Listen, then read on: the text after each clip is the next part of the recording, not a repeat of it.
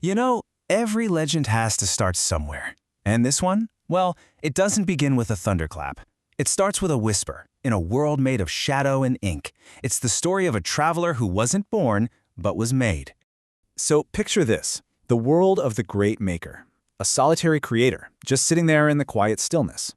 But in his mind, he was dreaming of adventure, of sending a piece of himself out into this huge, chaotic world. A world he was desperate to explore, but could really only ever touch through his art. And so, right there, from that gray monotony, a plan began to take shape. This maker, a man you might know as Hergé, decided he was going to forge a traveler. Now, this wasn't going to be some hero of flesh and blood. No, this was something else entirely.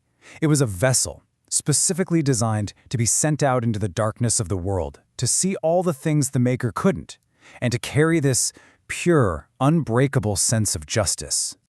And what's so fascinating about this creation is his very nature. Yeah, he's a boy with that iconic quiff, but he was designed from the ground up to be hollow, an empty vessel. He has no past, no family, no baggage to weigh him down, and that's not a weakness, it's actually his greatest strength. He's a blank page, which means we, the readers, can step right inside and see the world through his eyes. His journey literally becomes our own. Okay, so the vessel is sent out into the world. But for what? Well, his purpose was to walk through what the maker saw as a mirror world, a place that was a direct reflection of our own reality, with all of its messiness, its politics, and its biggest dreams.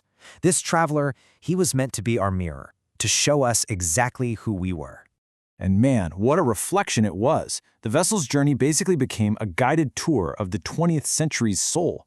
As you can see here, he went right into the heart of the Soviet Union's political intrigue, he navigated the heavy, dark shadows of global war, and then, in this incredible moment of pure hope, he even reached for the moon, perfectly mirroring humanity's own wildest ambitions.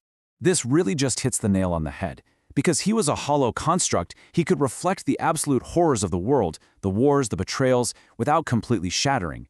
But he could also reflect its greatest wonders without being blinded by them.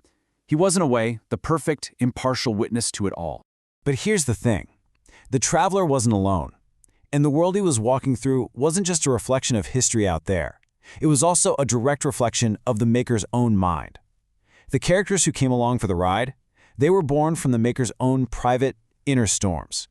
This is so important. His companions were never just sidekicks. Not at all. They were, quite literally, fragments of Hergé's own psyche. His own personal battles, his deep depressions, and those sudden, brilliant flashes of clarity, he poured all of that into the ink of these characters. And that's what gave them a life and a depth that feels so incredibly real. You can see this most clearly with his greatest companion, the one and only Captain Haddock. I mean, look at this comparison. The vessel Tintin is all about clear-eyed justice, a keen mind, a classic code of honor. Haddock? He's a walking storm of inner turmoil, this cantankerous, whiskey-soaked soul. Together, they're like two sides of the maker's own spirit, the ideal he was reaching for, and the messy, flawed, totally human reality he was living. And the maker's own path? Well, it was anything but easy. The man was obsessed with getting it right, with authenticity. He would spend ages meticulously researching foreign lands he knew he would never actually get to see. He also had to navigate his own shadows, his own controversies, and he poured all that struggle right back into his work.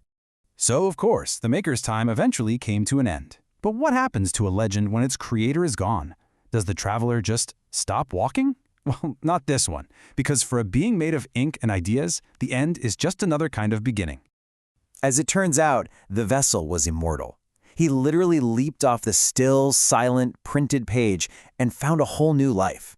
He was reborn, you could say, in the vibrant worlds of movies, and then again in the digital shadows of video games. His journey wasn't over. It was just finding new roads to travel. And in doing all that, he became something much bigger, a universal traveler. He's a cultural touchstone now, an idea that crosses every single border. This hollow boy, this enigma, became a legend precisely because he was empty. He was an invitation for every new generation to fill his heart with their own adventures, their own dreams, and their own fears. So, this is where we're left. The great maker is gone, but his creation, this immortal traveler, is still here. His journey feels like it's perpetually on the edge of a new chapter. And that leaves us with a pretty big question, right? Who's going to fill his hollow heart next? What new worlds, what new fears and dreams will he be sent to mirror for us?